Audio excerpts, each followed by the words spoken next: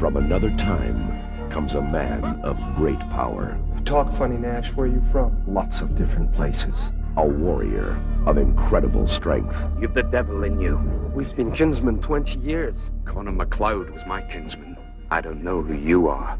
Because you were born different, men will fear you, try to drive you away. A man uncertain of his future. What you got here, Brenda, is a guy who's been creeping around since at least 1700. A hero who is about to face his greatest challenge. You will always be weaker than I. What can you tell me about a 7-foot lunatic hacking away with a broadsword at 1 o'clock in the morning, New York City, 1985? Not much.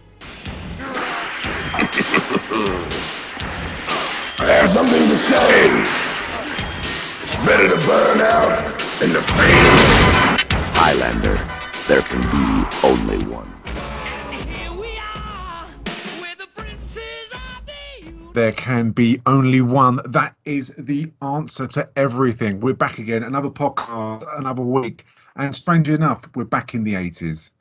We've got Highlander, 1986, absolute classic. And I can't talk about this, obviously, without There Can Be Only One. That one is Neil. How are you? I'm very well, Stu. Very well. I'm pretty sure I'm number 2 in comparison to you. Oh, but you're never a number 2. Oh, that's very kind. I feel like it sometimes. I'm told it often enough, so you start believing it, don't you? Bless your heart. But yeah, Highlander, a classic that you pulled out here. Decided randomly, I want to review Highlander, and I couldn't say no, really. Yeah, it was just, I was going through Netflix, and obviously it's easier just to go through Netflix, go for Amazon as we do, or Disney when we do our Hawkeye, and just pluck something from there. And there's so much to do, and sometimes there's too much choice and you just can't find something to do. And I just found Highlander and I thought, wow, I haven't seen this for ages. Let's just go and revisit this film and just see if the nostalgia's there, and to see if I like it. 'Cause sometimes we've gone back and done films and you look at it and then we've cringed and thought, oh God, I'm so embarrassed. I really like that. And I just wanted to see whether this would be the same. But I mean, tell me, have you seen Highlander before we've done this review? I had, but a very, very, very long time ago. So it was almost like watching it again for the first time. Wow. So it was a very long time ago since I've seen it. What was your memories of it, mate? I remember, I think my main memory of it was probably Sean Connery and his performance within it. But and the fact it's obviously like one of those proper classic 80s epic action films, if you like. Yeah, and 100%. Yeah, the bad guy's hair in it as well, which is also fantastic. It's brilliant, isn't it? It really is. I mean, we kind of spoke about this briefly before when I was very excited that I suddenly thought, fuck it, let's go and do Highlander. That to me, it's got loads of nostalgia. It's got lots of kind of personal connections, as in like my dad, bless him.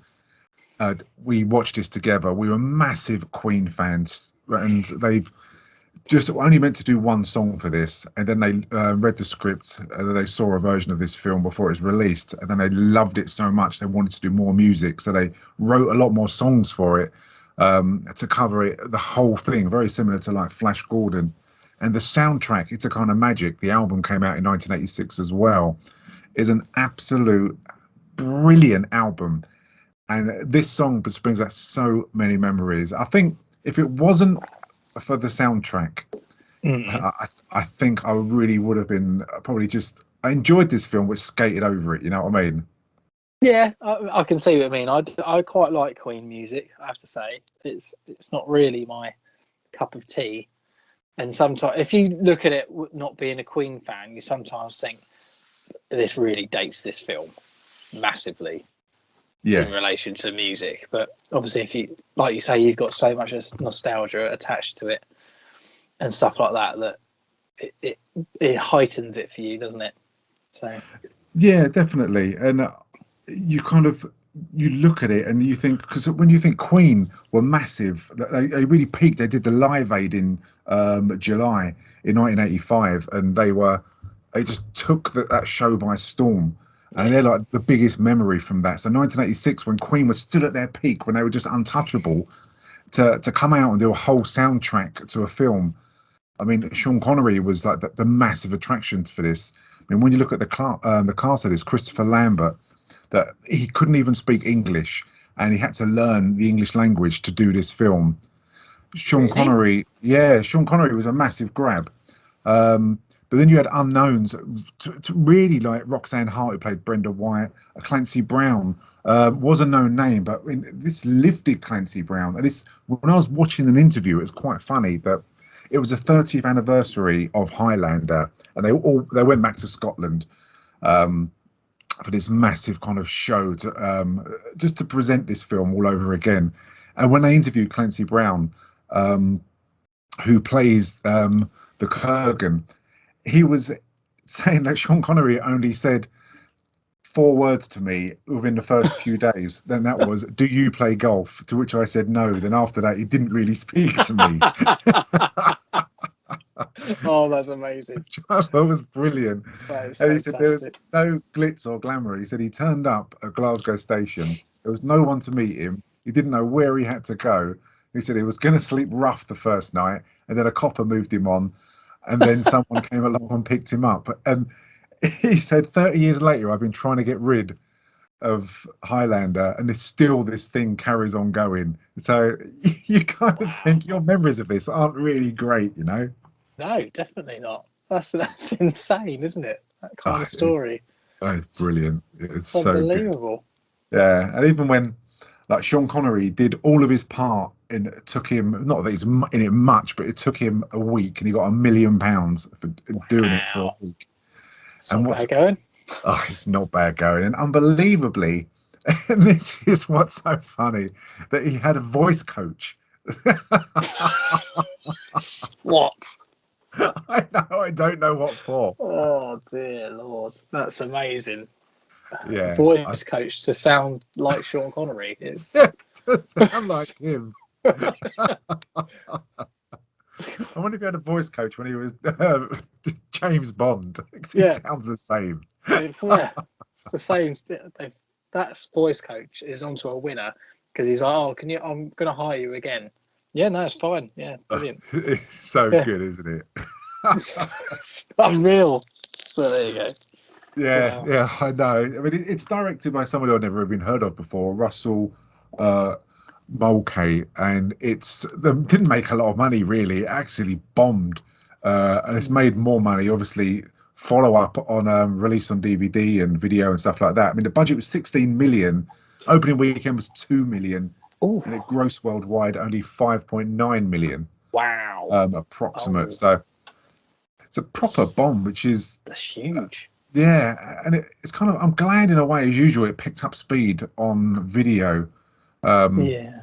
And that obviously it became as popular as it did. But when you think at that time, for no one, for the cast it was, and Sean Connery was the only big draw in it. It was kind of fighting against in like Top Gun, Labyrinth, Stand By Me, Short Circuit, Big Trouble in Little China, I mean, Crocodile Dundee, Ferris Bueller's Day Off. The last 3 are all available on podcasts, and Labyrinth as well for reviews. Should people want to listen?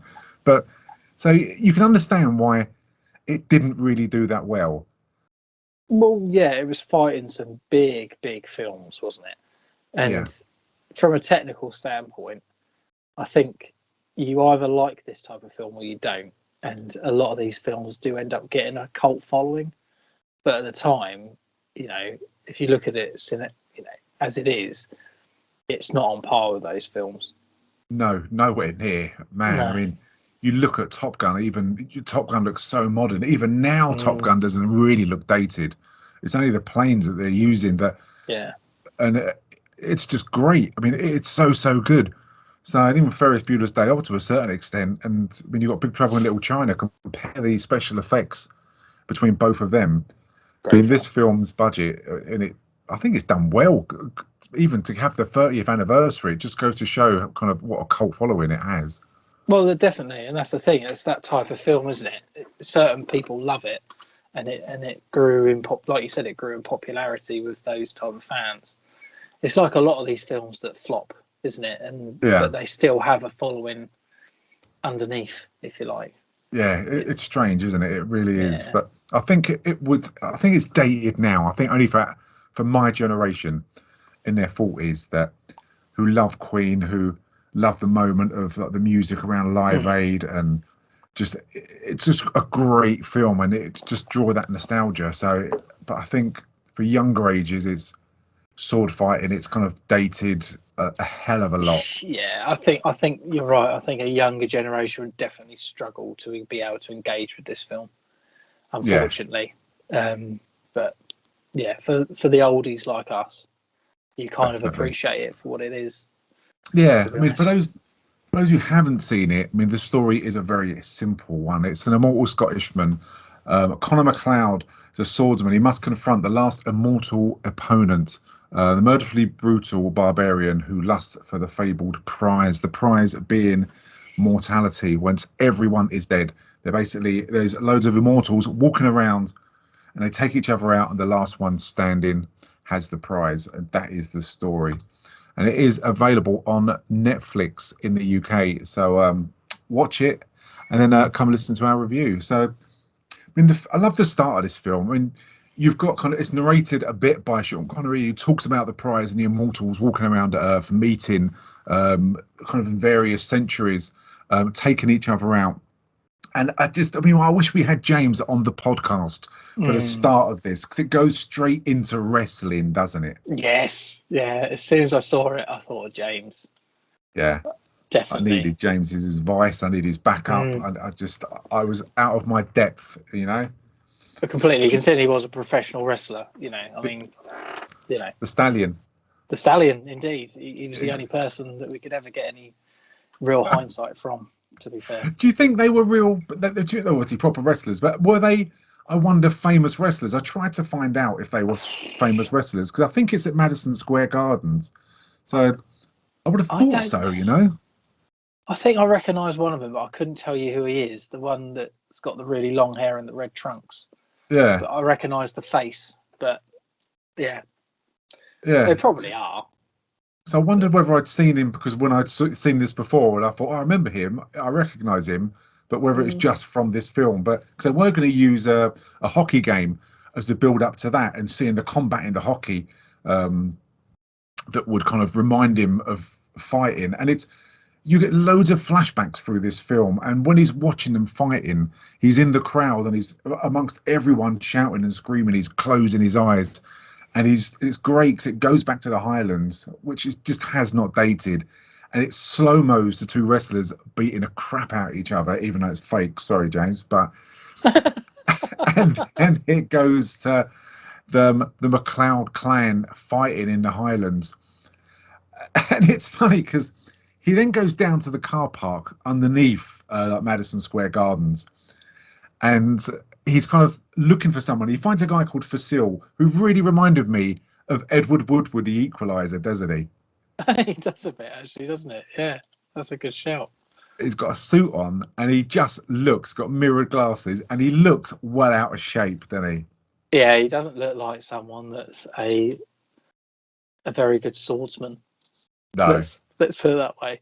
But I wanted to talk about that. I'm really so pleased you mentioned that, because when you think how long, and we'll get into this a bit more detail later, but just how long they've been alive. For instance, even in 1536, when Sean Connery meets Christopher Lambert, and he tells him, even then in 1536, that he's been alive for 2,437 years. That's when he was born. So when you think how old he is and how much sword fighting he's done, he's absolute crap at sword fighting. The choreography is so poor. He'd be like a fucking ninja, wouldn't he? That's the thing. It's like he was really good and he just can't be bothered anymore, or the sword fighting back then was crap. I don't know which one it is. Just terrible. Yeah, the choreography, if I can actually speak, doesn't actually do this film much good, does it? To be honest. No. And I love the fact that when they're fighting, that you can tell the sword noises have been put in as well. It's hilarious. Well, do you know what they did? when they were fighting to get the sparks, they had a wire going down their arm, wrapped around the sword, and it was linked to a car battery. So when the swords hit each other, it actually got those sparks, which it added for effect. Yeah, which is why when it's raining and everything, there aren't any sparks. But when they're fighting without the rain, without the water coming down, they're actually linked up to a car battery. Yeah, it's mental, isn't it? No. Health and safety would have a field day with that one. Jesus. I know. You think they can just special effects all of that in these days, but back in the 80s, we're going to link your swords up to car batteries. But don't worry about it. Don't worry, it's fine. Yeah, that's how they got the sparks, which are really effective. And the sword noises, I do love those sword noises. I think they're absolutely fantastic. And they're highlighted on the album as well. When a lot of Freddie Mercury singing through these songs, they're on there. But it's a really strange fight. It's really slow choreography. And then you see that old geezer doing backflips down the car. I know. It's fantastic, isn't it? He's just clearly, well, he's obviously a superhuman because he can do that. He's just stopped off to have his 5th McDonald's of the day, but then he's done some backflips. It's a proper random thing, seeing Fasil do those flips. But it's weird because it's just the choreography is bad. And I think if they had the choreography, if it was more intense, it would have been much better. But for kind of the first time viewing, when he does cut Fasil's head off, and it's great that he cuts his head off with no reaction of anger, of shock afterwards, or regret, anything. And then you see him kind of real Ghostbusters special effects going on with all the cars bouncing and the window popping. If I park my car in that car park, I will be pissed off, you know. Oh, you would, wouldn't you? You'd be like, who's paying for this then? Fucking hell. Well, I just went to watch a wrestling match and my car's trashed. So what's that? Yeah, I think is my insurance under supernatural powers where damage will be covered. I've got to ask you a quick question though, because there is a continuity error in this bit where the guy gets thrown over the car and MacLeod sees his glasses on the floor. Oh yeah. In the next scene, he's got his glasses black on. Ah, did I notice that? So did he leave a pair there to sort of put him off, or was it just the fact that they completely forgot? His backup glasses. Yeah. Been in the game a long time. He's experienced. That's it. Decoy glasses. So I know how to fool you, Highlander. Yeah. Well, Christopher Lambert, who plays Connor MacLeod, throws his sword into one of the just above one of the lights, and he runs away because the police are coming. Everything has gone Pete Tong.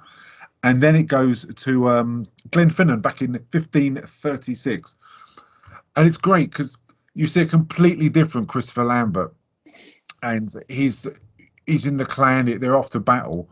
And it's got one of the actors who is, if any time there is anything in Scotland that needs someone who looks completely fucking hard, it's James Cosmo, who plays Angus MacLeod.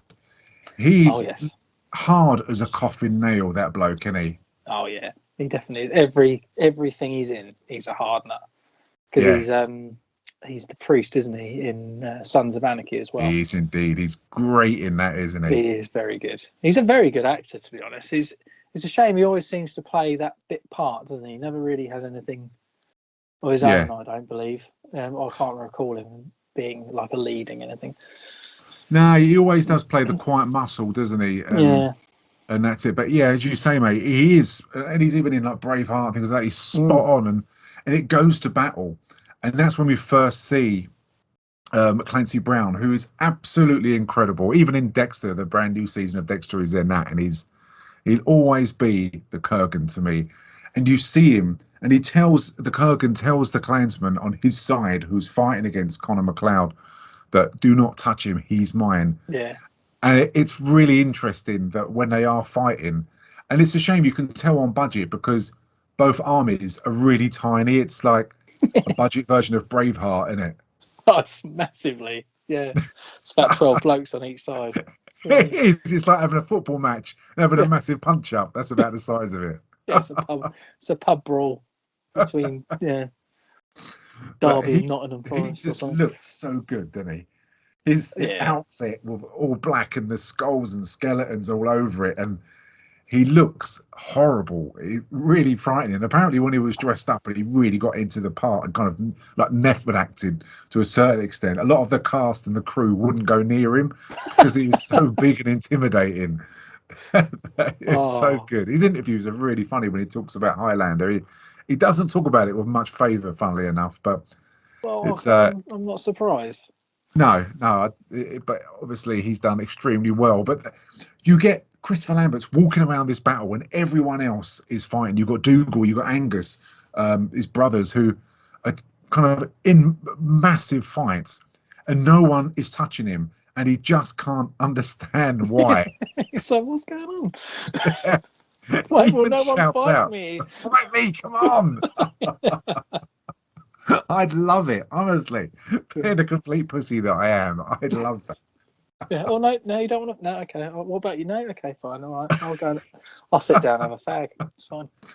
Do you know? I remembered this to be a lot. I think obviously I watched this like yourself when I was a lot younger, but I just remembered it to be a lot more violent than it actually is. This film. Yeah. You're probably right. To be honest, it isn't anywhere near as violent, is it?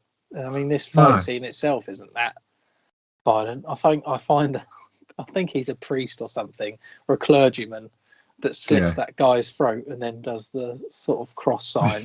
Yeah, that's funny. There's an element of cheek to this film, isn't there? Yeah, it's along so the way. And I'm always, I said when I watched it with my better half, that you've got the guys who obviously aren't fighting, who've got the bagpipes, and they're just walking in. And when everyone's dead, do they have like a bagpipe off battle to see who wins? And what do they do? You know what I mean? It's just, they've got no weapons. Let's have a dance off. Let's go for it. That'd be hilarious if they just at the end of it go, all right, yeah, I'm good. Yeah, see you next time. Next year, yeah, next time. Yeah, good. Well played today, by the way. Oh, thanks, mate. You've been working on your fingering, yeah.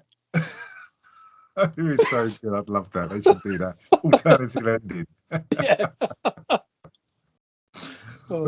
You've seen the battle that amongst it, that when the Kurgan and Connor face each other, that instantly that Connor MacLeod gets stabbed with the sword, and everyone else naturally thinks that he's going to die, and it's Angus and Dougal and everyone else kind of pull him away, and it fades away with him actually laying on the floor, and then it flashes back to present day, back to 1986, with MacLeod fleeing the car park after he just cut that guy's head off, and the police officers who actually stop him conveniently as they pull in.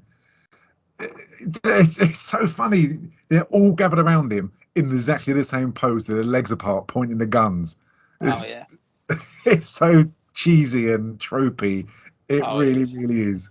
It is. I love the fact that when he's going out of the car park, speeding out, instead of turning away from the police car, he turns into it. Yeah. And it's like, oh, well done, mate. Just turned left, so you would have escaped. It'd been fine, but you decided to turn right exactly where the police car was. So well done. Yeah. That's naturally convenient. Jesus. And he gets arrested, and then that's the first time you see Brenda Wyatt, played by Roxanne Hart, and she's like a forensic analyst for the New York police. And also, you see the detective who says, as soon as I saw him, I thought, Fuzzy, does he is a woman? Because he's the one from See No Evil, Hear No Evil detective. He is, isn't he? Oh, yes. Thank you. Oh, that's brilliant. Oh, God, another one who's typecast. And he's so good, because I'd love to think it's the same detective in the same world, where in a couple of weeks later, he's then going to investigate a blind guy and a deaf guy, but he just doesn't know it yet because it's all in the same universe. I'd love that. Oh, it would be brilliant if it was the same universe, wouldn't it? So, it would be amazing. I'd love it. Literally just dealt with some sword bloke that's going around chopping people's heads off, and now I'm interviewing a deaf guy and a blind guy. Yeah, brilliant, isn't it? Yeah, as soon as I saw him, I thought, great. He's wearing the same clothes, everything. It's just absolutely brilliant. But He goes down there and she finds the sword, and it's the sword that belongs to Fasil, and it's a Toledo Salamanca, which are worth over $1 million apparently, which is really, really rare. And she's, as well as being like an expert in like forensics and that, she's really into swords and metals. Funnily enough, and conveniently enough, that helps play the story along as well. And when you see, was it Connor MacLeod in interview? His eyes, he looks a freak, doesn't he? There's something dead in the guy's eyes, isn't there? He looks really weird. He's like this in a lot of the film, though, isn't he? It's almost like it's his character. It's literally the whole way through. There's lots of times in this where you're looking at him, mate, you're a proper freak. Yeah, you think, does he just not understand what people are saying because you've only just learned the English language, or what is it? But he's got that real dead look in his eyes. Yeah. And it's just, see, as we're speaking, I'm watching it now, and all I can think of is when he's interviewing him, I'm thinking of seeing how evil we're in, how evil now. Yeah. That's fantastic. Yeah. Oh, so good. And I love it, the fact that you've got that copper in uniform with him. Yeah. And he's giving it all the fucking large, and he's baiting him, isn't he, all the time. And I was so pleased that for once, Christopher Lambert, Connor MacLeod, turned around and just smacked him in the face. And none of his colleagues really stopped him from doing it. It's as if like they've all wanted to do it for so long, but they can't. Yeah, they've all given him a pat on the back when he got released. So well done, mate. We've all wanted to do that for fucking ages. Like, fuck you. Yeah. Here's a $5. Well done, mate. Fuzzy does use a woman end of the day. And that's what it's all about. And it's great because you soon meet the Kurgan, Clancy Brown, when he checks into a hotel. And he's got that massive scar on his neck, and his hair's all dyed black, and he's dressed very much like the Terminator, isn't he? Oh, definitely. Definitely a real goth homage to the Terminator. He would have been a great Terminator, wouldn't he? He would have been. Yeah, I completely agree, mate. I think he would have been very, very good. I like him as an actor. I think he's fantastic. He was brilliant in Starship Troopers as well. He's a good actor. He's superb, isn't he? He really is. And his sword work, when he's in that room, moving the sword around, I mean, it's the only good choreography in the whole film involving a sword when he's practicing. And I'm really surprised when you see him in something like this that he wasn't typecast more. Because, I mean, you look at him, he would have been great as the baddie in Cobra and just different roles like that. Because he also, like Christopher Lambert, but more so to an effect where it helps his character that he looks dead and evil, doesn't he? He does. Yeah, I completely agree. His sword work is fantastic as well. I had a little look at that. Apparently, sword people, smiths, if you like, or fanatics, had real issue with his sword and the fact that. Oh, really? Because obviously in the room he's putting it together, isn't he? He's piecing it together, and they were just saying that the fact that if a sword was, if you put the blade together in the middle like he does, it would just fall apart as soon as you started fighting. But I guess it's a magic sword, or a very special sword. I did wonder that whether, that's a good point. Because the sword is in so many different bits of how much strength that would actually give him to kind of wave the sword around. But I obviously I had no knowledge of swords, and I didn't know whether swords actually can do that, click together. I got no idea. But clearly, if the bosses are saying they can't, they actually can't. But you then see it moves on to what's her name, Brenda Wyatt, the forensic analyst, goes down to the car park where that sword is. She pulls at more metal so conveniently from the wall, and this really is only a plot driver just so she can work out that the metal in that sword actually hasn't ever been created. There isn't on the scale of any metals that's currently about, and that it's been folded over 200 times, and people just did not do that. There isn't anyone around alive ever, as far as she was aware, who can do that, is there? Yeah, back in those times, I mean, they do now, but back in the era in which it was supposed to have been made, that was never possible, apparently. No, So, and I don't know why that when she's being watched by Christopher Lambert, who goes down and gets his sword while she goes down and takes those metal samples. And then he follows her to the bar and he drops a hint about being at Madison Square Garden lately. So she kind of gets a bit of sniff of an interest from there. And then she follows him and he goes to this kind of, I don't know, it's like an empty building site. And he meets the Kurgan there. And did you think he kind of sensed him or why he went there? Or it's never really explained that they can get a sense of when someone's near them. You know what I mean? yeah, no, I found it all quite odd, to be honest. It's not a bad fight scene as it goes. No. But, yeah, I don't know why it was quite a strange direction to take, wasn't it? The fact that he sort of went to the bar and started talking to her like the way he did, which didn't really make much sense. And then, yeah, she followed him. Because obviously him talking to her at the bar is basically just egging her on. Yeah. So, yeah, I know it obviously drives the film, doesn't it? But it was quite strange. But no, I completely agree about the fact, how did he know where he was and all that sort, and why would he go there? That it was never really explained. Yeah. No, because he does, as you say, he does tease her a bit, and she knows there's something to him. There's more going on than what he's actually letting on. But then why go and meet Clancy Brown if he hasn't got a sword, knowing of what a threat he is? It's really, really strange. But a bit later on in the film, we meet, I think, what's his name, Kassir, or Castigear. He meets Castigear, and again, it's not explained how they meet. It's a chance. I don't know if it's a chance meeting in the park, and they just sense when another immortal's near. But why you'd go there without a weapon doesn't make any sense, does it? But no, it doesn't. Never mind. There are plenty of plot holes in this film. And again, you get another flashback of when he's in his town, and like many of things, when it goes back to the old days, when there's something wrong, they always blame it on either being possessed, he's a demon, or he's come back from the dead and stuff like that. And Dougal and his other brother Angus kind of kick him out, which is spurred on by his girlfriend at the time. And he gets a real pasting, doesn't he, from everyone? It's quite brutal. Yeah, she's a proper bitch, isn't she, in this? Not trying to be horrible, but she's obsessed with the fact that he's got the devil in him.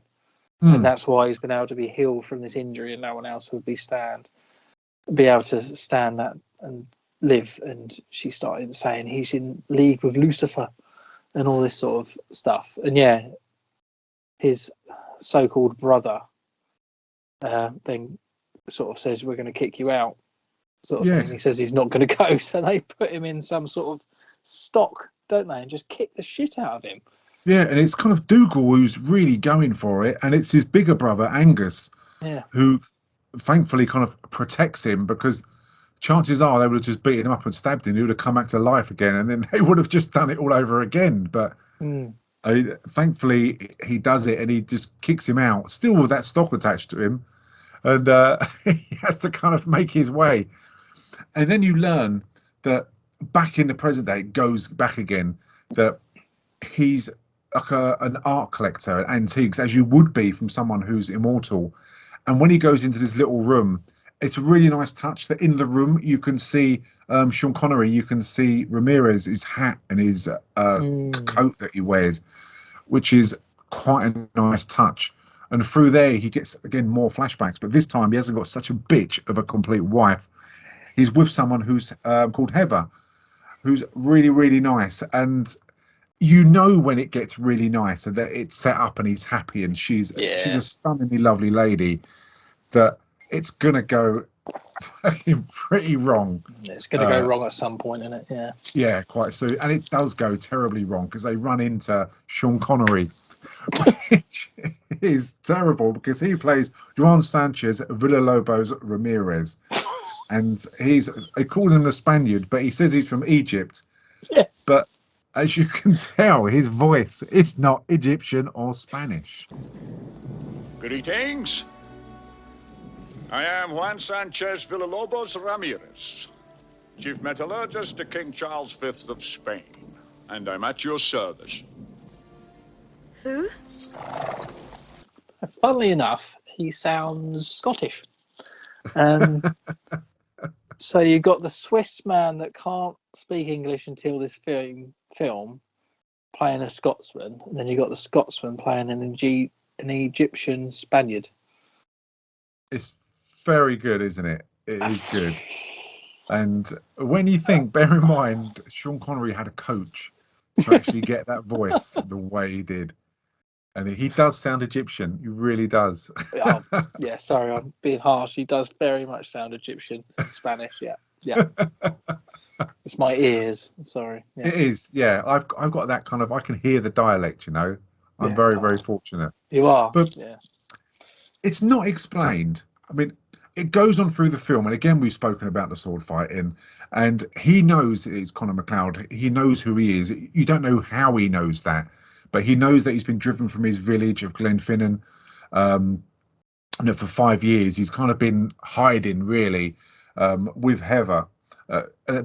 He finds out that he's immortal and that he can't have a family whatsoever. But it doesn't explain why he wants to help him. When you think that they all want the prize, they all want that mortality, of why he's helping him, and he never answers, as far as I'm aware, and I've seen this so many times, that he never asks him that question. No, he doesn't. You're right. I think how I took it was that Sean Connery knew that the Kurgan was the ultimate badass, if you like, and many have tried to stop him and have failed. So maybe he knew, or I don't know how he knew of MacLeod and where he was and all these types of things. Like you say, it's not explained, but I'm guessing at this point they were just trying to find people, or he was trying to find people that might be actually able to defeat the Kurgan. So he wasn't going to be the one to have the prize, if you like. That's how I took it. Yeah, because in the book, apparently it's explained a lot more, and the history of the Kurgan's explained a lot more, and especially his childhood, that he was tortured by his dad, and in the end he made his dad eat hot coals, and he tortured his dad and killed his family and fed babies to wolves and all stuff like that. And it was really, really violent. I mean, I must read the book. It sounds quite good. It might be a bit of a character arc, but yeah, I suppose you're right that they all want to get the Kurgan, but you'd think, I mean, does that make Sean Connery a complete pussy that he's not willing to fight him himself, like, unless he's put on the spot, and that he's training someone else to do it? Because he's going to have to fight Connor MacLeod anyway, isn't he, at some point then? Is that, or I don't know, because it's interesting, because later on, him and the other guy who meet in the park that you've alluded to earlier, Castigier. Yeah, they're friends. So maybe they've said, if someone else kills you, that's what happens, but we're not going to fight each other because they're already immortal. So I don't know. Because when he kills Castigier, there's only him and the Kurgan left, isn't there? So when he meets Castigier, there's literally 3 of them left. Yeah. So it sounds like the Kurgan's just gone around picking them all off, hasn't it? That's how I've taken it, but again, I could be completely wrong, but that's just how I've sort of taken it, really, that they're all. I suppose if Castigier would have miraculously beat Kurgan, it would have been MacLeod and Castigier fighting each other, wouldn't it? Potentially. It had to be for the prize, really, unless they just go on being immortal. Yeah. Which I don't see there's anything wrong with being immortal, though. That's the weird thing about it. Well, no, that's the thing. I think unless they are so fed up with being alive, and then I don't know. It's just it's strange, isn't it? Because I've always thought that the prize would have been being immortal. You know what I mean? And that's why they don't want the Kurgan to live, because he'll be immortal, and they're worried about him killing loads of human beings and enslaving them like he did when he was immortal back in like the 15th century. But he'll just be mortal and he can be shot and killed. So I was struggling, unless I've missed a major plot hole, of struggling to see where the threat is that he just becomes a normal human being. It's strange, really.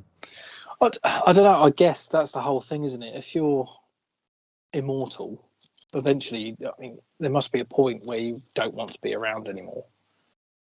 So Yeah, I suppose you'll go insane with all the constant losses of love that you'd have, and yeah, the fact you can't start a family and things like that must be terrible. But I don't know. It just seems strange. But it's great and yeah, good special effects when they're out on that boat, and he proves that Connor MacLeod still can't understand the fact that he's immortal, and he shakes the boat, and it's very strange that he actually goes in the bottom of the lake and that he can stand up as if he's got weights on him. And yeah. it's they've not really thought about that properly, is he? No, it's brilliant. It's some of the funniest acting and everything in that, where he's just walking around on the bottom, like you say, and just sort of laughing, but he can't laugh because he's underwater and looking about, and it's fantastic. It is, and he tells him he can't die, and it's so funny. It really is, and it's so they've kind of got like a real bromance going, both of them, haven't they, through this? Yeah, definitely, they do. I mean, in the beginning, he's like a bit unsure, isn't he? And he thinks he's talking shit and stuff like that. But I think when he comes out of the water and he tries to attack him, and then all of a sudden he just disappears, I find that bit was really funny as well. Because how did he not tries see to give him? him the I know, he just vanishes into that. He just cut out of the fucking screen, isn't he? It doesn't make any sense. It doesn't. It's so good. Brilliant. Yeah. And then he tries to give him the wise words of how things work out and think why things are the way they are. Why does the sun come up? Or are the stars just pinholes in the curtain of night? Who knows? What I do know is that because you were born different, men will fear you, try to drive you away, like the people of your village. They're trying to be really wise words. They're not. Yeah. They're talking bollocks. No, that's true. And they talk about the gathering, and then they show a montage of both of them fighting. And again, considering Sean Connery has been around for 2,500 years, he's so slow. He's like watching Peter Shilton in goal in Italia '90, that he's so slow at moving. And had he not been, we would have won that World Cup. And it's just shocking choreography. It is really, really bad. It suffers. And no, I'm so surprised that Connor MacLeod and Ramirez lasted this long of being that crap, because they are slow. Oh, they are massively. They're terrible. And when he just literally pushes him over because he's just such a geriatric, bless him. There's a little bit of piss stain in his trousers. Yeah, it's just like it's supposed to be this badass fucking sword fighter. You just get pushed over. He's probably says, "Oh, I slipped on some moss." Or and something. It's brilliant because when they're on that cliff and they're doing those kind of moves, you can see Sean Connery nearly falling over when he's just staring in the distance and looking, and the rocks are so unsteady that he's nearly falling over. And when they show that stag, they tried to find a stag and they found one, but then he left. So what they had to do was, by the time they found that stag weeks later, the actual horns, the antlers, had come off its head. So they got vetted to put their animal to sleep, and they actually glued antlers back on his head. That's amazing. That so is. When you see it on 47 minutes when they're on the beach running, in the background when they show that animal, the poor thing has got antlers glued to its head. Oh, that's amazing. That is astonishingly good. It is brilliant. And then they do an old version of Rocky 3 with Apollo Creed and Sylvester Stallone running down the beach. Oh, I know. And there is no way that is Sean Connery running. No. I think a lot of these scenes, it is definitely not either of them, isn't it? When they're standing on the mountaintop and fighting on those rocks and stuff. Why would you go to a mountain? Why would you climb to the top of a mountain to have a sword fight when you're not going to kill each other and their feet aren't even moving? You could tell they're shitting themselves. Oh, yeah, I'm fucking damn right you would be as well. He's like, Jesus, can you imagine falling off that? And when he knocks his sword out of his hands and it's just gone down the bottom of this massive mountainside, poor bastard's got to go and get that back. Yeah. Doesn't he? You never see Poor Sean Connery's Ramirez. face, do you? No, You just see you some don't. geezer who's tanned up with a cheeky little grey wig on. Yeah. But I've never understood why people do that and just let's go to the top of a rock. No, let's just fight on the beach because it's easier. No. But No. We go to a mountain. It's bollocks. It really It is. is. And when It they're is. in the middle of their bromance fighting in the woods, that's when, even when he does get the better of him, Connor MacLeod agrees that they are friends, even though you can see for once the look on Sean Connery's face that he's shitting it, that he could actually get killed. That there is that moment when he realizes that they are together, and they go to this massive fair, and he tells him that he's got to leave Heather because he can't ever have children because their type can't have children. And you're kind of, what I like is that you're born into this. You don't realize that you're immortal and it's something you're born into. And that's when he tells him that he's been alive from 1536, 2,437 years back from that, which is great. But I was really worried that they might do another film showing Ramirez of what it was like going back there, and I would have hated the idea of them doing that. That would have been a fucking terrible film. It really would have been. Well, yeah, there's some things are best left untouched, aren't they, really? And that's definitely one of them. Yeah. But, and he does give him his sword, doesn't he? Which is a proper nice sword, I have to say. It is a lovely sword.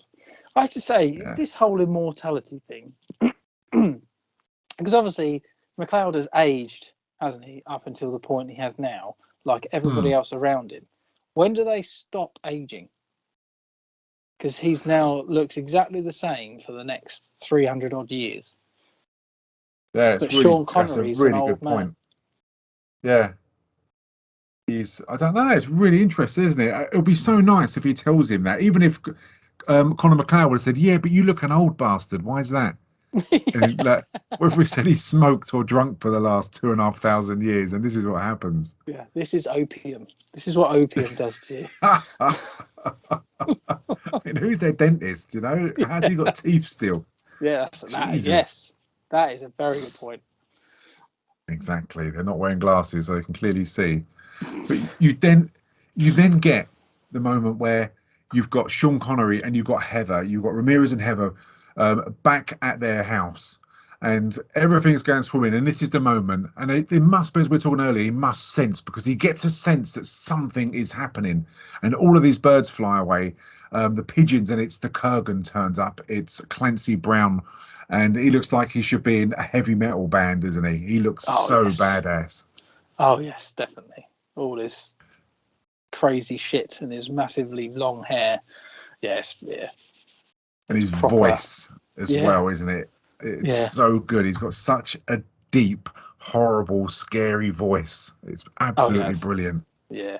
It's good. He's a great character in this. He's a proper bad guy, isn't he? That's the thing. That's what I like about him. He's just horrible. It's good. Yeah, and you get loads of screaming, and he cuts his throat, doesn't he? He cuts the Kurgan's throat, and you kind of think that, and I don't know why, especially he's been alive for over 2,500 years, why he thinks that might have taken him out. But it just, end of the day, it pisses him off. And I have a sword fight, and no surprise that he gets the better of Connery. And what did you think of this sword fight? It's good to a certain point and really weird and bad at other points. I think going back to what you're saying, when he obviously slit his throat, I think he was hoping that he chopped his head off. Right. Or something like that, so it would have killed him. But obviously, unfortunately for him, he's just sliced his throat. So, which is obviously just that, because when you see him, don't you, in the future, he's got it all stapled, sort of closed and stuff like that. So I think he was hoping that he'd ended him, but he unfortunately hadn't. But yeah, it gets a bit crazy, doesn't it, with the sword fighting? Yeah, it does. And what I do like, though, is before he does kill Sean Connery, that when he looks at Heather, that he tells the Kurgan that she's mine. Who is the woman? She's mine. Ah, not for much longer. Tonight you sleep in hell. The can be only one. And there's no mention that she belongs to Connor, which is great, but nevertheless, it doesn't stop her from, I should imagine, getting raped multiple times by him, which thankfully you don't see. And again, when he cuts off Sean Connery's head, when he cuts his hair, that would have been interesting. Can you sit down there? I'm just going to give you a trim. A child's version of this film. You just cut hair. You do get the skylight up, and the special effects can be forgiven for being as bad as they are because it is 86, but it does look good when he's lit up in the background and the lightning's there and the wind's there, and then he kind of falls off, and you get when he says "Hello, pretty," he just says it in such a sex offender, horrible, disgusting way, doesn't he? Yeah, he's vile. Yeah. I do like the fact that for some reason he can hit the castle so hard that it falls apart. Yeah. Around him, I found that brilliant. The old polystyrene bricks falling everywhere. But yeah, no, it's good. And you get it goes back to the Future. Another podcast available. It is. All three of them. All three of them, exactly, on YouTube and on all good podcasting platforms. You get Brenda Wyatt going back. She's kind of hounding. She's after Connor because she doesn't believe a word he says, and there's more to it. And I really like the character. And the bit which is one of my favourite scenes, is when they go back to World War II, when you've got Rachel, who's his secretary. And it shows you how she came into contact with Connor MacLeod and how he saved her in the Second World War. This scene, apparently, just reading through kind of half-assed research on the internet, that they were having so much fun. The crew were getting on so well, and the cast were getting on so well. They filmed additional scenes, and this was one of the additional scenes that they filmed for a bit of fun. And it really, really works, doesn't it? It does. It's a really nice story, isn't it? That he saved her from the Nazis and almost certain death. So it was a good fun scene. To be honest, it was nice. I did think that she got shot though at one point, because he gets shot in the back, doesn't he? Yeah. The Nazi, and it looked like she gets shot as well, but she doesn't. But then he. Yeah, it's really, really good, isn't it? The fact that he sees her, and the German's there and shoots him in the back. And he says to her those immortal lines of that brilliant Queen song, "It's a kind of magic." And I just, it must have been so tempting just to play that song. I mean, it's played at the end, but it's such a brilliant line. I just think it's so great the way he kind of winks and says it's a kind of magic. I love it. It's so good. Don't be afraid. What's your name? Rachel. What happened? Everybody's dead. Shh. I'm like you, I'm alone. Come with me, Rachel.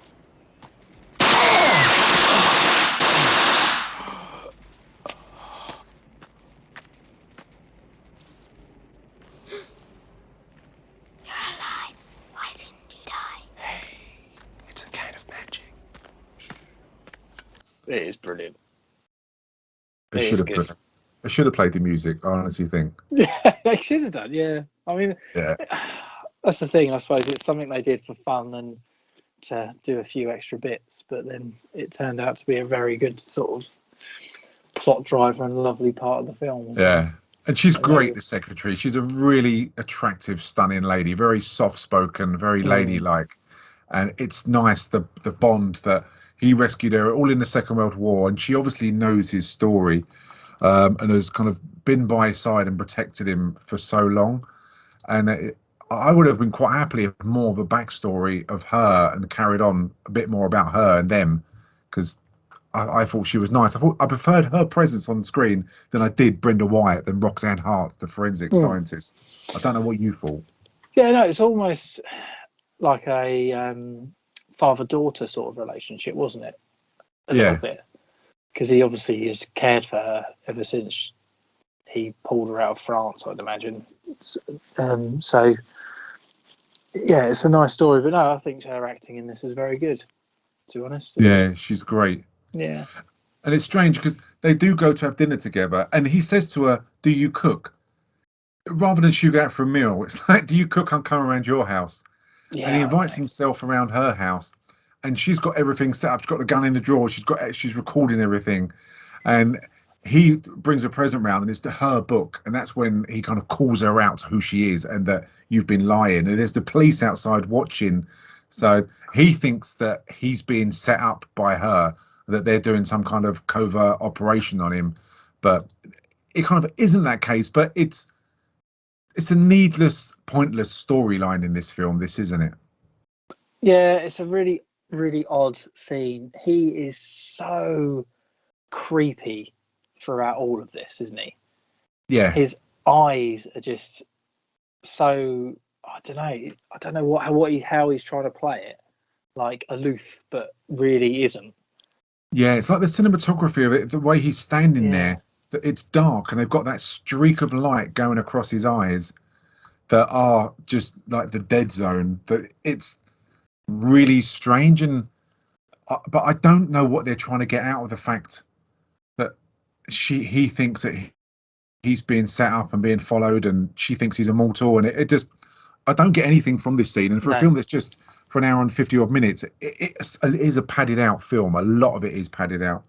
And for instance, it goes next to Scotland back in 1530, must be a 1540 odd, where you've got Heather, and she's an aging Heather now. That she's again, the makeup is shocking. That he hasn't aged at all, and all they've done is she hasn't got a wrinkle on her face, bless her. They just greyed her hair out, haven't they? And decided she's about 80, but it's terrible makeup. It is awful.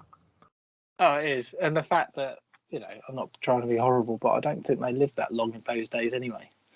No. To be fair. But, it is lazy, isn't it? They've put no effort into it whatsoever. They've put a grey wig on her, say she's going to die, and they can have some soppy lines. But it just, it does add to the fact that, like Sean Connery's character said, let her go.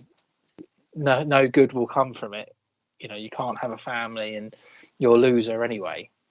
But he doesn't want to listen to him. But he was right to say it, wasn't he? He was like, Oh, definitely. And it's such a nice moment because she's such a lovely lady, and you can tell he really loves her. And you got, excuse me, you got the Queen song "Who Wants to Live Forever," which will be playing as well.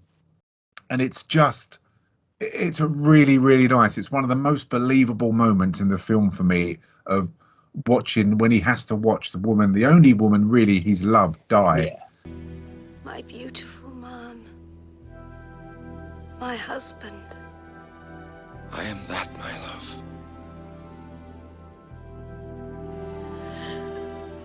I've never really known. What?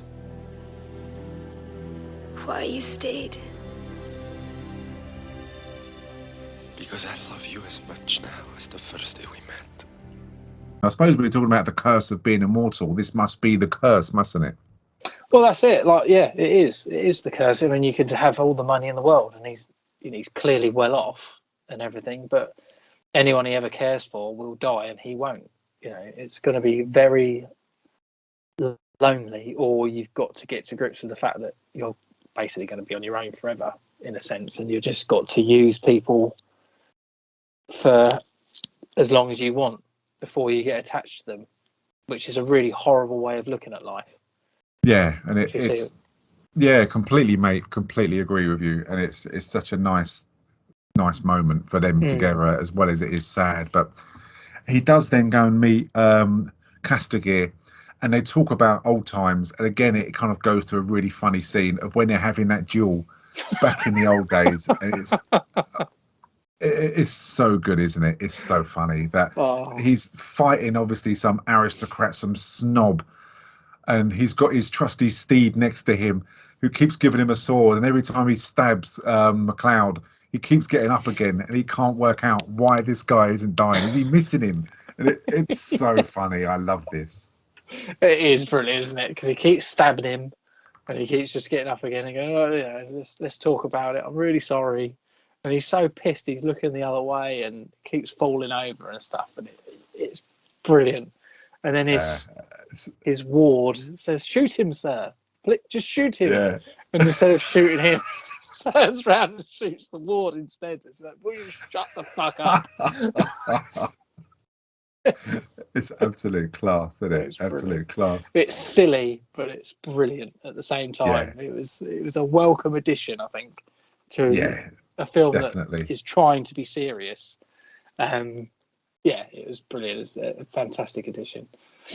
Yeah, definitely. And then from there, it goes back. It bounces back to the future, where you've got the Kurgan in his hotel when he's leaving, and you've got the real sleazy, disgusting guy who works on the desk who speaks to him, and then he turns around and, understandably, even the Kurgan is sick of listening to the guy's mouth, and he turns around and threatens him, and the guy shits himself, literally, doesn't he? Don't ever speak to me.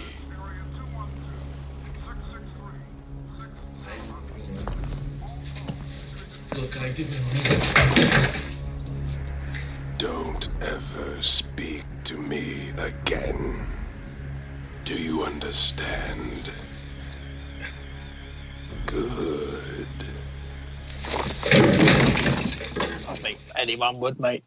To be fair, fucking hell. If he came up to you and grabbed you around the throat and started throwing you about and saying, "Don't ever talk to me again," I think a bit of wee would come out. And a bit of poo, I think. Yeah, completely. But I love the fact because this is a real dive of a hotel in there, and there's that guy that's sat in the chair, and he just starts laughing at him. Yeah, he takes the piss at him. Yeah, so knobhead. And it's a really random scene because on there you've got Kastakir, then obviously, funny enough, gets his ass royally handed to him. And strangely enough, considering how old he is, he's really shit at sword fighting as well. Yeah, I don't know. They've obviously all gone to the same shit school of sword fighting. It must have been Ramirez that trained him, I reckon. Yeah, Ramirez and his speech coach. Yeah. But he has that fight, and then you've got, and I love the fact they've got some other random character in it. You've got this gun nut who thinks that the war isn't over, wearing his t-shirt about killing commies and stuff like that.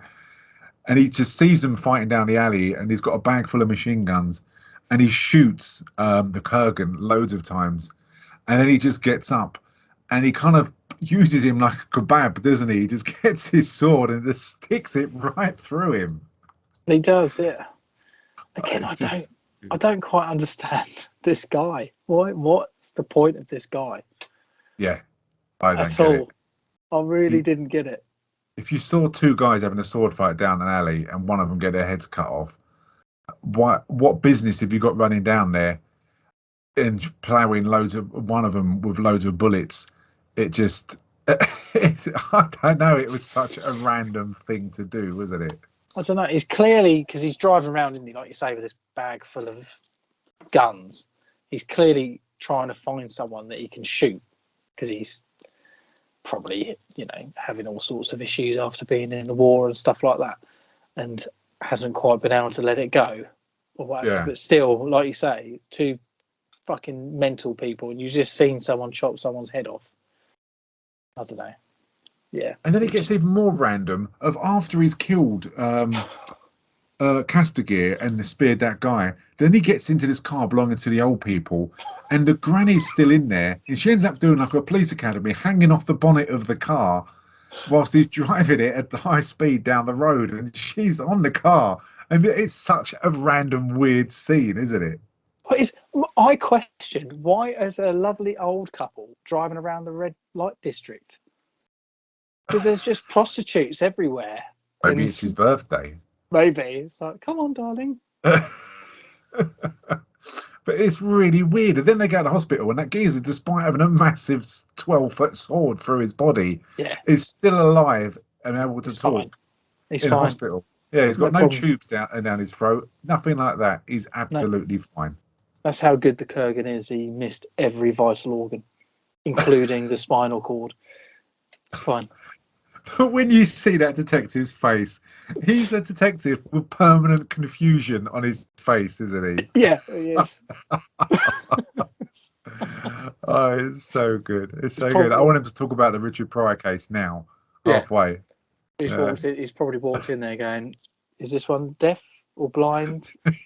No, that's the Is other he a job. mime, or is it? What kind of weird shit am I getting into this time?" Yeah. I tell you, one bit I did like was when they were getting a hot dog, and he was having his ass ripped to him by the hot dog vendor about how incompetent they all are. Yeah, it's good to be fair, isn't it? Yeah, Oh, dear. you'd love to do that, wouldn't you? It's brilliant. Yes. I love the fact that he's ripping them and they just can't do anything about it, but it's so funny. And for some reason, it goes back to Brenda Wyatt, the forensic detective, and she's really got like a bug stuck up her ass about bloody Connor MacLeod. And she even goes through like death records and who's owned the apartment that he's in to try and find out how long he's been there. And then you get that the line from first of all, you get one of the shittiest, oldest, tropiest computer programs known. Oh, isn't it just? Where they analyze the writing. It's absolutely terrible. It's so tropey.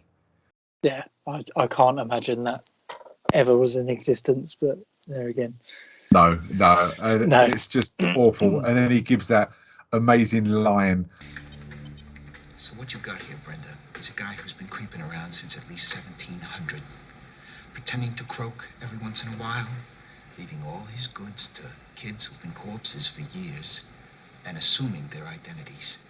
I understand that she doesn't believe him, but again, this is all side story that really isn't of any interest to me, that he's around from the 1700s. I mean, I'd rather her discover it another way than all of this backstory investigation. It's just padding out the film for a reason that I don't really give a toss about, you know? No, who's going to believe her? No one's going to believe that this guy's hundreds of years old.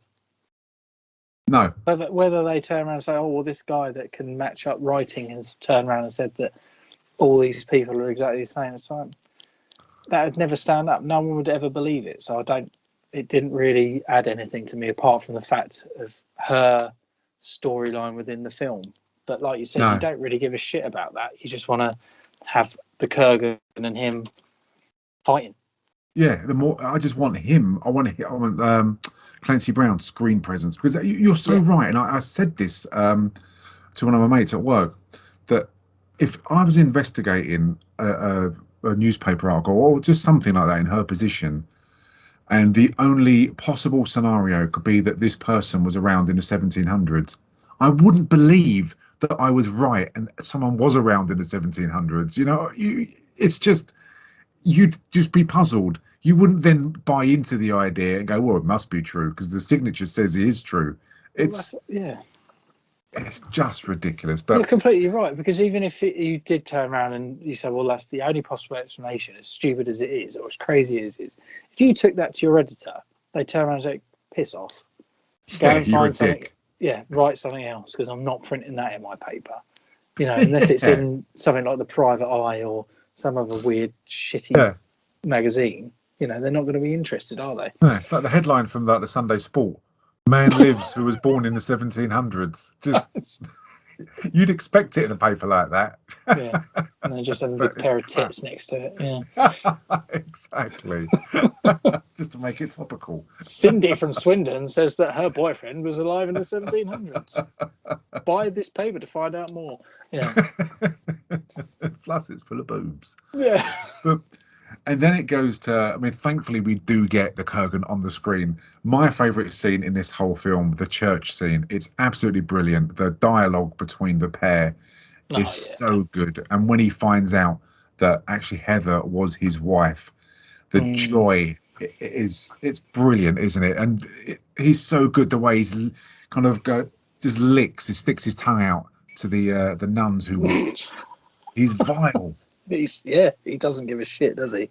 Because he talks about Sean Connery's characters, and then says about the fact he raped his woman, and he sees the look on Highlander's face, MacLeod's face, and turns around and says, "Oh, it's your woman," and the look, like you say, the look of delight on his face Of like, oh, really, you didn't even know, did you? Because she didn't tell him. He's just, he's so evil. And the fact he doesn't care about the church. He doesn't believe in anything apart from himself. He's brilliant. He's a fantastic character. Ramirez was an effete snob. He died on his knees. I took his head and raped his woman before his blood was even cold. I see. Ramirez lied. She was not his woman. She was your woman. Yeah, and when he turns around and does that famous line, I mean, that line was from one of his favourite songs, I can't remember the group now, but from a heavy metal band that they came up with that line. And it's just so good. It's delivered brilliantly and it sounds so good. I have something to say. It's better to burn out than to fade away. And he just does not care. He's there for the moment. He doesn't care who he kills and who gets in his way. He wants that prize. It's just so good. It's so iconic, and I love it. And it's in so many of the Queen songs as well. On a kind of magic, it's brilliant. But you do get, thankfully, the clarity for Brenda, and just for Brenda really, when she goes to meet Connor, and thankfully he tells her that he was born in this time and that he is immortal, and he gets a knife and he kind of stabs himself or forces her to stab him. And I would have rather have had this and bang, stone bonker, it's all done. I don't need any investigation, any bollocks, and you could have cut out 20 minutes from this film. Yeah, it would have been much better. And you get, when they do go out down the zoo together, you can see in the background the Kurgan watching both of them, and from there he goes back, and it's I would have wanted more, but when he kidnaps when the Kurgan kidnaps Brenda, he chases her down, and it's quite scary. You've got kind of like the camera, the smooth camera just following her, and his face, he's obviously enjoying what he's doing, but he doesn't beat her up, and he doesn't, for someone who's quite violent, not that you want to or you want to see it, but he doesn't kind of like rape her or sexually assault her or do anything to her, does he? He just takes her to the top of this building and waits for Connor MacLeod to come. It's a bit, I don't know, it's just not what you'd expect from someone who is so evil. No, I can't disagree with you, mate, at all. I think going back to the scene just very quickly when MacLeod gets her to stab him, and it's like almost like, see, I can't die. It'd been hilarious if she turned around and stabbed herself thinking it was like a joke knife. He's like, no, it's real. And she's like, shit. That would have been fucking brilliant. Great. But that's just my twisted sense of humour. So if she would have like shot him in the head, then he would have just had a massive bullet hole in his head, wouldn't he? Yeah, basically. Because when you see, which is a really good look as well, and I posted the picture on Twitter and I think on Instagram as well at the Film Reelcast, of Clancy Brown with those, when he's had his throat cut by Ramirez, he's got those paper clips, those nappy pins in his throat, holding his neck together. And you can see the latex, obviously, the special effects and makeup's terrible, but it's a really, really good idea, isn't it? Oh, it's great. It just goes to show his savagery and like you say, heavy metal side of it. But I think you are right in the sense of when he kidnaps her, he doesn't really do much apart from scare her half to death with his driving at cars, and he's on the bridge and he's driving at speed and just being an absolute nutter. And she gets so scared that she basically faints or sort of collapses, doesn't she? Yeah, it's just so convenient, isn't it? It's convenient to the standard where it's getting a bit weak. And the fight at the end on top of that building, I mean, visually it looks okay, but the choreography, what did you think of this last fight? It's the final battle. It's good versus evil. It's for the prize. What did you think of it? It was all right. I can't say it was really terrible. It had a lot of the tropes in it, though, didn't it? The fact that he obviously started cutting down the sign that she's been strapped to and stuff like that, and they knock over the massive water tower and stuff like that. But I didn't not enjoy it. Let's put it that way. I thought it was quite good. I'm guessing you think differently. No, I don't mind it. I mean, it reminded me of Shoot 'em Up when they were on top of that sign and he shoots the signs and he turns around and it's got "fuck you" written in the signs just as a pistol. That would have been really, really good. It did remind me of that. Another podcast available, one of your worst films ever, isn't it? I hate that film so much. It's a good podcast, though. It's a great podcast, but my God, I hate that film. I found that when they were fighting, you've got all of obviously the lights kind of flashing and it's a bit hectic, and you've got the special effects, but you can really see, which I don't know if it's makeup, but the latex on top of his Clancy Brown's bald head, it really stands out. It's really strange, isn't it? Yeah, the special effects and stuff, like you say, there's blatantly parts within this that it's not those two fighting, and it's just someone with a rubber bit on their head and stuff like that. Yeah, it's shocking kind of skull cap, that skin coloured skull cap that he's wearing. It kind of pulls you out, but it's a good fight. I mean, when it is them, the choreography again is one thing in this film, very much like Iron Fist, that I was looking forward to, does let it down for two people who are the two superior immortals fighting. It's not that great, and when they fall down from the top of the roof with the skylight, it's about a 50-foot drop. It's the weakest landing on the concrete floor, isn't it? It really is. Yeah, they're immortal, but surely they can still break a leg. Yes. You know, they've fallen, like you say, 50 plus feet down onto rock hard floor, and no water comes with them either, though.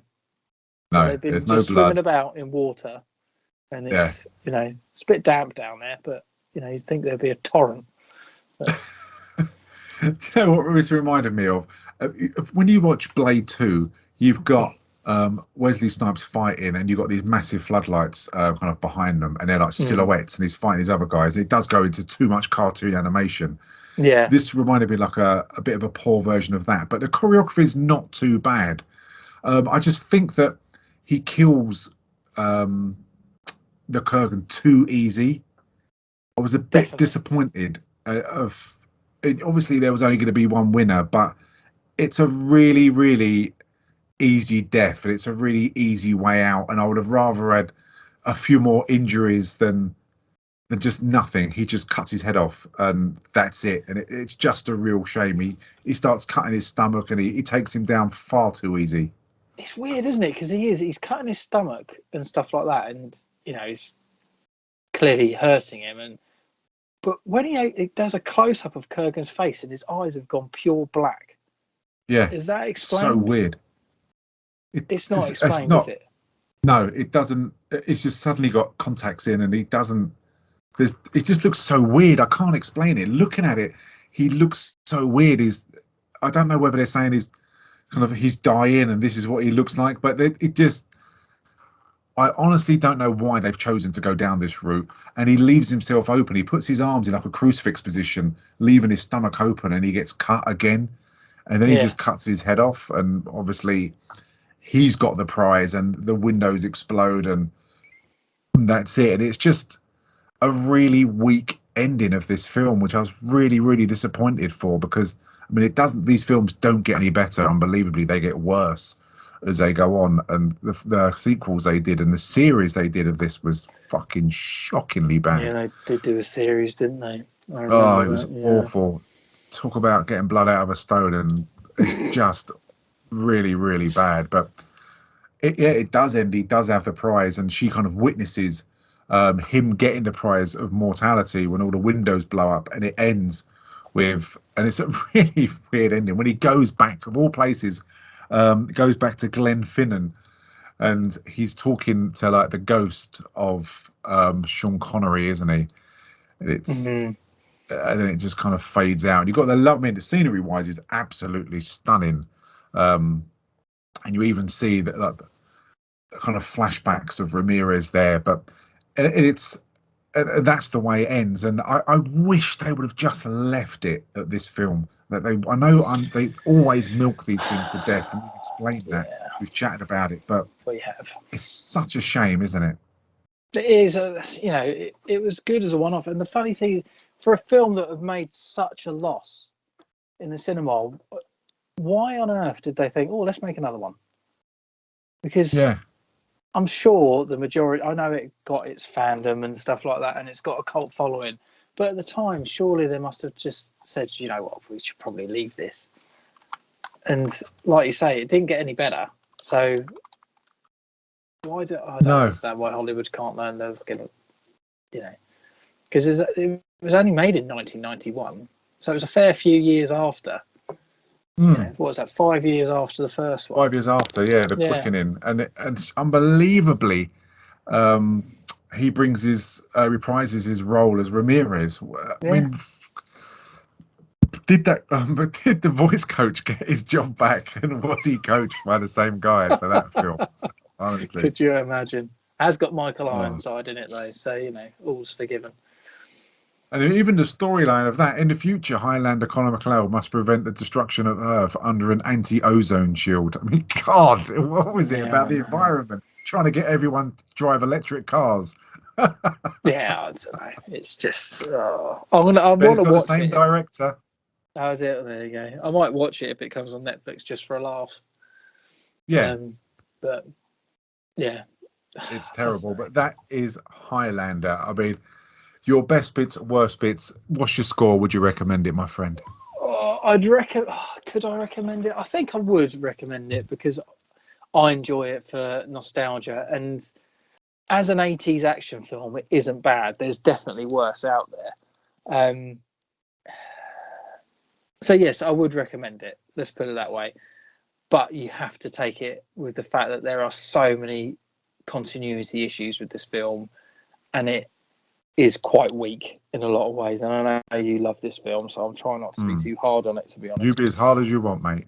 But there's the acting's pretty dire throughout, and there's just so many plot holes in it that you need a bloody cement mixer to try and fill them in from the local council, which would take too long anyway.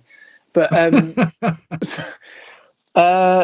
don't know, what's my best bits? I think my best bit has to be the bad guy in it. He was just so good. I love him. He sort of saves this film for me, to be honest. His acting, his presence on screen, and I know the choreography and stuff like that's pretty poor, but Clancy Brown absolutely saves this film for me. And I think the worst bit, and I always say this, I've bitched about it a million times, but the fact that they can't cast people from their own countries, and Sean Connery playing a fucking Egyptian Spanish person and then speaks in a Scottish accent makes no pissing sense to me whatsoever.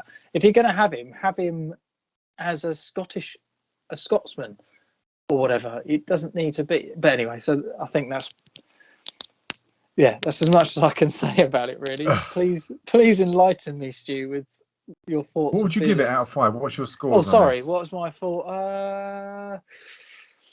2.5.